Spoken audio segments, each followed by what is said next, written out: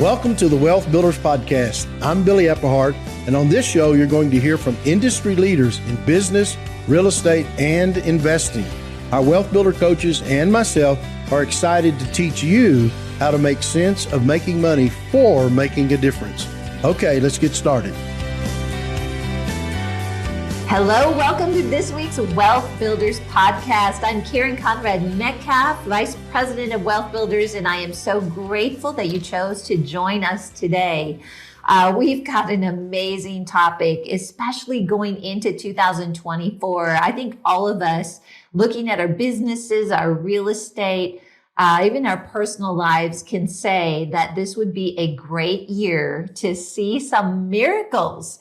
And so my guest today is David Lapp, who is the CEO of Blessings of Hope, and he's going to be sharing with us on miracles. David, do you want to say hi to everybody? Hello, everybody. Excited to join Karen here just to share some of the things that God has done in our lives the last number of years and share what God's been doing. That is awesome. And David is one of our speakers at the upcoming Wealth Builders Conference, February 16th to the 18th. David, you are certainly a favorite of people. It's so inspiring. And there are still some tickets left. If you want to attend in person or live stream, you can go to wealthbuilders.org/events. And we're building up a lot of excitement with this conference. I know it's going to be the best yet. And by the way, David, I don't even think I told you this, but Lance Walno is joining us this year as well. So awesome. We just added him on. And of course, you've known Lance for a long time. That's how we initially connected is through Lance. So today's topic for this podcast is miracles in the marketplace, how to trust God for abundance. David, I can't think of anybody better qualified to share on this than you. Wow. Yeah, it's one thing to experience miracles, but if you don't need a miracle, you'll usually not experience one. What we've found is the best way to experience a miracle is trust God to the point where he has to come through or you're done. And that's not always the easiest place to be. No, and I've been around you guys. I've had the privilege of hearing some of these conversations. And you have a way to look at things where if you feel like God has shown you to do something and it takes a miracle and there's a lot of cost to do it, you kind of reason things through to get you guys in a position working together as a team. Can you take us through that thought process? If you get a really big vision, how do you guys handle this and see it to fruition? Well, we've been accused of trusting God too much, but I have not found a better source to trust. And if you think about it, if God calls you to something, who are we to try to educate God what's possible? And as we go through life, we have learned to, instead of trying to tell God that his plans are unreachable, we ask him how to reach them. And as he shows us the next steps, we take that step.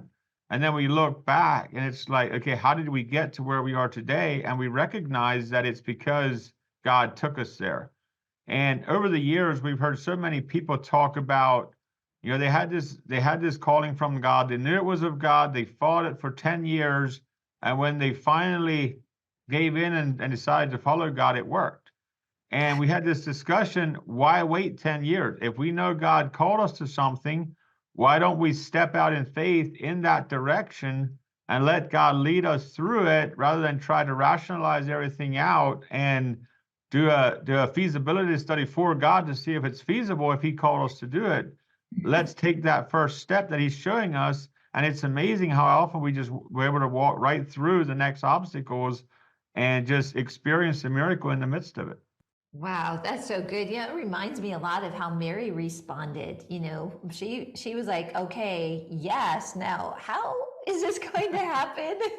And you guys have something similar. And it just kind of dawned on me as you were talking, David, a lot of people listening may not know Blessings of Hope or even understand what you do. So can you give us a little recap and then share just even we were talking about a statistic of growth that you've had in just 3 years, but where you started and where you are today? Yeah, and so Blessings of Hope, we are a food distribution center for nonprofits. So we're the sponge, if you will, between the large corporations that have semi-load volumes of food available at no cost and the nonprofit food pantries that need 10 boxes of that semi-load. The opportunity that we saw back in 2007, 2008, somewhere back in there was these large corporations have large volumes of food available that they got to get rid of, but their easiest option has been the landfill because you have to take volume, hassle-free, fast, and get it out of their way.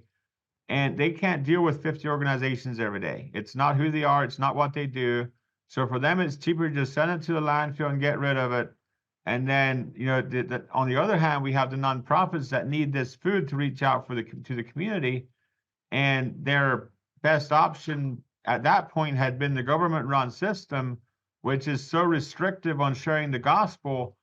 And so what Blessings of Hope is we're very kingdom focused. We're focused on empowering the organizations to be the hands and feet of Jesus, to share food as a tool and not as the next handout program that people become dependent on. And in 2016, we started we hired our first employee outside of the founder team, which was 10 years after we started. At that point, our operational budget was $195,000 for the year. That was for 2015. 2016 was the first that we hired anybody. We just came through our 2023 calendar year. Our operational budget was $8.7 million, and we are at 104 employees now. Beginning of 2020, we were at 8 employees. Right now, we're at 104. And it's mind-blowing to see what God did the last couple of years.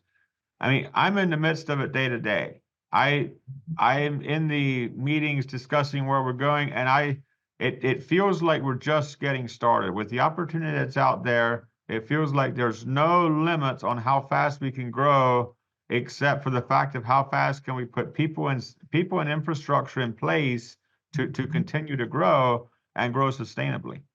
It's just been amazing. That is amazing. You think that it took 10 years for you guys to even hire one employee, and then it's like God is fast tracking everything. And so in that, what advice would you give people that are looking for that type of growth in their organization? What can we do to position ourselves like you have learned to position yourself to be able to take this type of growth and really make a difference with what God's called you to do? The best advice I can give you is make sure, number one, that your relationship with God is solid, that you are building that relationship with God on a daily basis to the point where you can actually trust that what he's showing you is what he's called you to. I like to see my relationship with God similar to a Wi-Fi connection on a computer. With my computer, as long as I have internet connection, I have access to unlimited data. I have access to anything that's out there. And as soon as I lose that connection, I have access to what's on my computer. With my relationship with God, if I have the connection with God, I can pray about something and God will show me step by step, what the next step is. And I have that relationship to where I can trust what he's showing me is where he's actually taking me. And if the connection is broken between God and I, it's usually not on God's end that broke that connection. It's usually on my end. And being intentional of getting back into that relationship with God is what allows me to do what I do. Is if I could choose between data and God, I would definitely go with what God is showing me, because I do trust that what God is showing me is where he's taking us as an organization. Now, I do value the data as well, but the relationship is I would say by far the number one priority in my life. Wow. And looking back over the years, one of the ways that I have built that is I have listened to audio Bible and gospel music between 60 and 70,000 hours in the last 15 years. Oh, wow. What I'm discovering is subconsciously I have programmed my brain that God is enough, that God has the answers, that And there's so much good music out there. There's so much, listening to the audio Bible probably 15 times, 15, 20 times, and just getting that in you where you actually live and you actually believe the message. And there's so many times I would wake up during the night and I would hear a specific Bible verse, or I would wake up to a certain song. And make sure, if you do that if you're listening to music, make sure that you listen to something that you want to meet in your future. Don't listen to country music where your wife left you, your dog's dead, and everything's going down, because that's what you will meet in your future. Guard the diet of your mind. Wow, that is so good. I'm writing that down. Guard the diet of your mind. That's really good, David. And what great advice, because I think as organizations grow, the pressures, you might say, or the amount of work that has to be done increases. And it's a temptation for a lot of people to I'm not going to spend time with the Lord today because I've got all this work. So what advice do you have for us if we are feeling that? I think there's people listening today that are like, yeah, that's exactly what I'm dealing with. How do you keep that balance and keep God first in your life? You have to delegate the responsibilities of the day-to-day and focus your time as a leader on leading the people that are responsible for the day-to-day operations. Mm-hmm. As a founder, it's usually hard to let go of the day-to-day because that's what you enjoy doing. But what I've discovered is that if I'm too deep into day-to-day operations, I'm not there to see the big picture, and I get bogged down in the details that really don't matter that much. That our team, if we let them, they actually have what they need to carry that out. Yeah. And as we continue to grow, it becomes more and more important that I stay out of the day-to-day operations, and I put people in place to take care of that. People that I trust, people that have a heart for the mission. And if you think about it, they want to see the organization succeed just as much as I do. Yeah. So what keeps us as leaders from giving them responsibility? And then with responsibility, you also have to give them the authority, because if you just give them responsibility, they get frustrated. If you just give them the authority, it tends to become a dictatorship. You have to delegate responsibility and authority in equal levels, so they're able to carry out what needs to be carried out and have the authority to push it through. Wow, that is so good. Wow, what nuggets of wisdom here, David. And a follow-up question I have with that is, when we do that as leaders, we delegate, we give people responsibility and authority. We know that sometimes mistakes are made, or things are not done the way that we might think, we could do it. And I think that's where a lot of entrepreneurs kind of they hit their ceiling, that lid, is because they're not willing to take that risk. But you have learned how to take that risk. And so just share with us, if we're nervous about somebody messing something up, is it going to happen? They will. Oh, yeah. Yeah, they're not going to do it the way I would do it every time, and that's fine. They don't have to. It's if you give them, there's a quote: "A change imposed is a change opposed." I think it's from the "Who Moved My Cheese" book. And if you can include your team in coming up with the strategy, they will own it at a whole different level than if you just tell them this is how we're going to do it, and you oversee them, if you will. What we have found that works is if we can include the team that's responsible to carry this out in the planning phases, they will have a whole different level of buy-in than if we just tell them this is what's the next thing that you have to work on. And yeah, they'll make mistakes, but that's awesome. There's nothing wrong with making mistakes. If I told my team, if you can make a mistake bigger than what God can fix, then we're in the wrong business. Because that's so good, David. I've made so many mistakes over the years, but you learn from your mistakes and you take the next level. There's so many opportunities to make mistakes. I don't have time to make all myself. I have to let some of the other team make some as well. Because if we can work together on making these mistakes and figuring this out, then we can grow faster as an organization. Mistakes are not a bad thing. Oh my goodness, what a great perspective. And when somebody does make a mistake, how do you deal with that? Because I think this is something that a lot of us can learn from, to get comfortable with people making a mistake and not to, I guess, come down too hard on them. How do you deal with it? Well, if they okay, let me give you my definition of a mistake. Okay. A mistake is a well thought out plan that didn't go the way you planned it. It didn't go the way you thought it would go. That's what I see as a mistake. And I like to look at it as if our team, if they step out and try something and it works, great. I like to come behind them and push them forward in that. If they step out and try something and it didn't work, I'm looking for ways where I can own that and help them walk through that with integrity rather than putting the blame on them. I try to take the blame on myself. Like, as a leader, how did I not communicate properly to you that this is what we were trying to accomplish here? And how can we together walk through this as a team instead of you messed up or you didn't do this right? And how can we, let's walk through this together. Oh, wow, that is great. And I'm guessing that, or expecting that creates an environment where people feel that they can really contribute and they can be creative. Probably, takes the fear out of the workplace.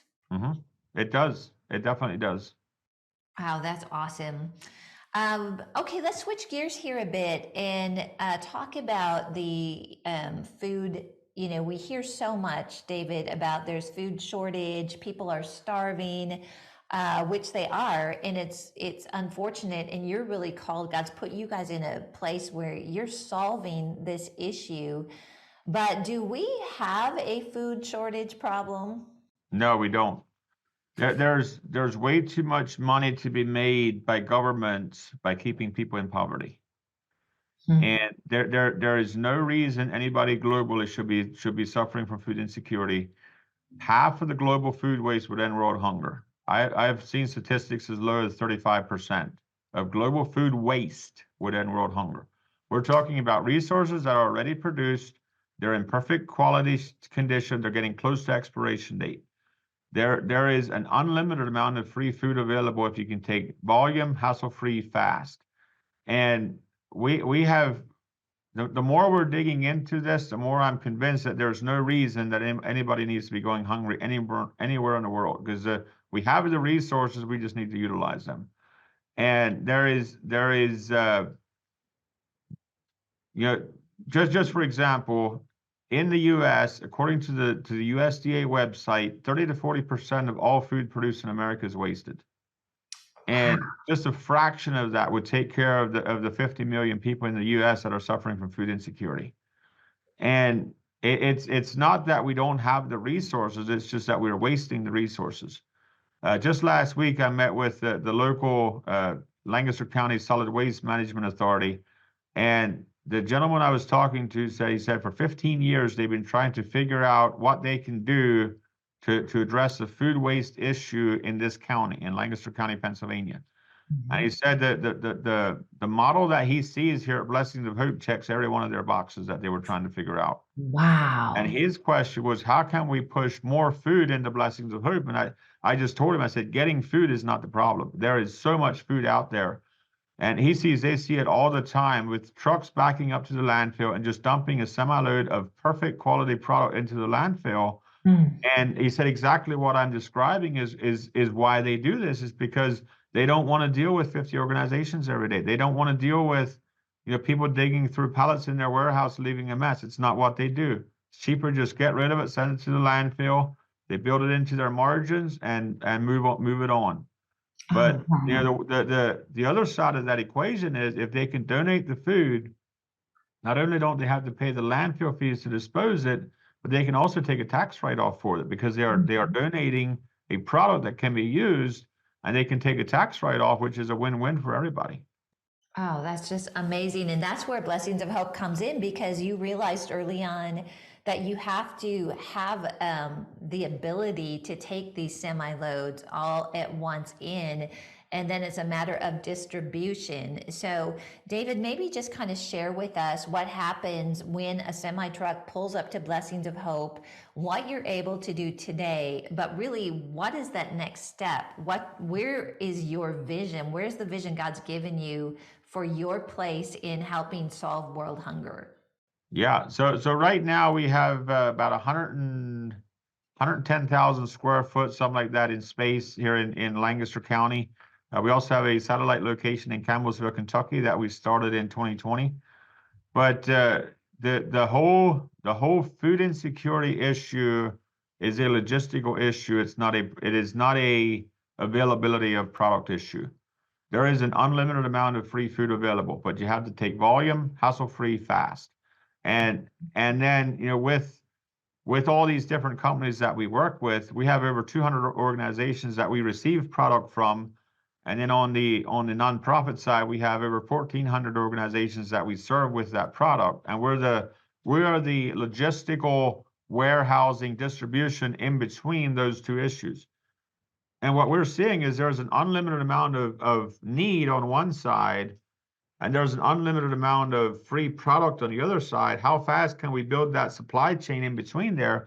How fast can we build the infrastructure to take the product to the need? Because the food waste issue in America, which is equivalent to 24% of everything that's in landfills, is food-related product. There's millions of tons that gets composted or fed to animals or stuff like that could be utilized. That issue, if we can steward it, if we can take the resources and steward them for God's kingdom, we can actually take care of the world hunger issue. And yeah, world hunger is a multi-$100 billion a year issue that these governments are trying to figure out, if you will. But there's no solution that I see from a government level that's going to figure this out. It has to be taken private sector and community, and taking that product and just getting it out to the people that need it. Wow, it's amazing. I know you do outreaches. You work with other organizations. If you find a need, you guys do disaster recovery. You do absolutely as much as you can with your infrastructure and the finances and really what God has called you to do. So David, tell us how we can get connected with Blessings of Hope. And then also, what are some of your current projects that you are working on that we could come alongside you to help support to really bring this to the next level? Yeah, what the latest project that we're working on is food dehydration. We started early last year, just getting into taking fresh produce, giving it a shelf-stable life is the process of dehydration.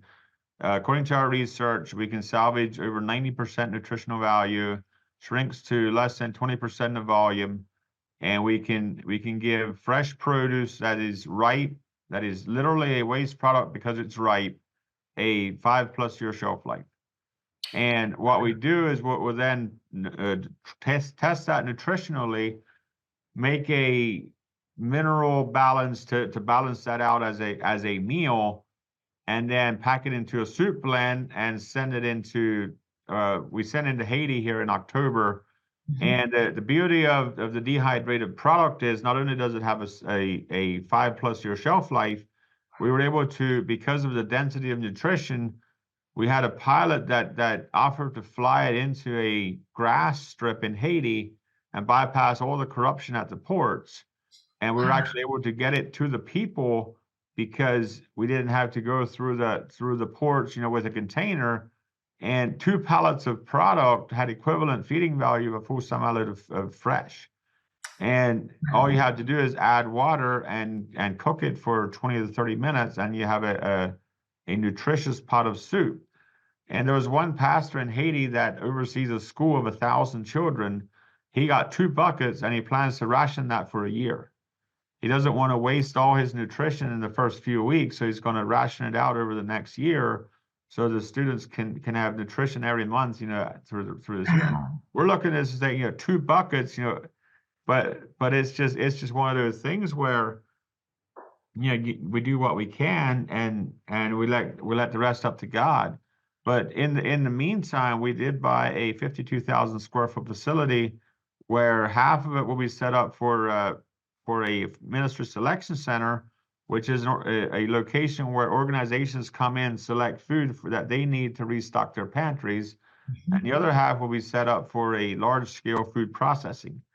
And our goal there is to process large scale dehydration, as well as probably some freezing as well, where we flash freeze it and put it in bags. So that's probably going to be a part of that whole project as well, because we're going to be able to process quite a bit faster than our dehydrator is going to be able to dry it. Even though the dehydrator we have now has 8 carts, 30 trays on a cart, where this one's going to have over 150 carts. So it'll be quite a bit bigger, but there's so much capacity that we're going to have to process that we're probably not going to be able to dry everything. Oh my goodness. I mean, just in what you described with Haiti, I mean, that food can go all over the world and really help in areas here, even in the United States. It's hard to believe, but there are children that are going hungry. And so this is amazing. It's like God has shown you how to solve this problem, and it's getting it out there. So I know a lot of people listening are really inspired by this. So David, if somebody wants to donate to your organization to help you with this vision, how can they do that? Blessingsofhope.com. We have a donation through our website. You can also mail a check. Blessings of Hope, P.O. Box 567, Ephrata, PA 17522. There's you can also donate through like donor advised funds. We're set up with most of the major donor advised platforms. You can do non-cash assets. You can do cryptocurrency. The benefit of doing stocks or non-cash assets is you can take the value of the appreciated item without having to pay taxes on the appreciated item. Just for example, we had one gentleman that when he was in his 20s, his boss put $1 a day into company stock for a year. So he had a $365 investment in the company. He is now in his 70s. He doesn't need the money, but this investment is worth $26,000, I think it was. He said if he sells the investment, he can donate around $17,000. But if he donates to stock, he can donate the full $26,000 because we're a nonprofit. We don't have to pay that capital gains tax. And those types of strategic donations, we can expand the impact of the donation. So, yeah, we're open to all kinds of non-cash donations, check, cash, credit card, of course, cryptocurrency. There's multiple ways to get involved. That's so great. Again, that's blessingsofhope.com. And David's going to be speaking again at the upcoming Wealth Builders Conference. He always has an amazing presentation, lots of pictures.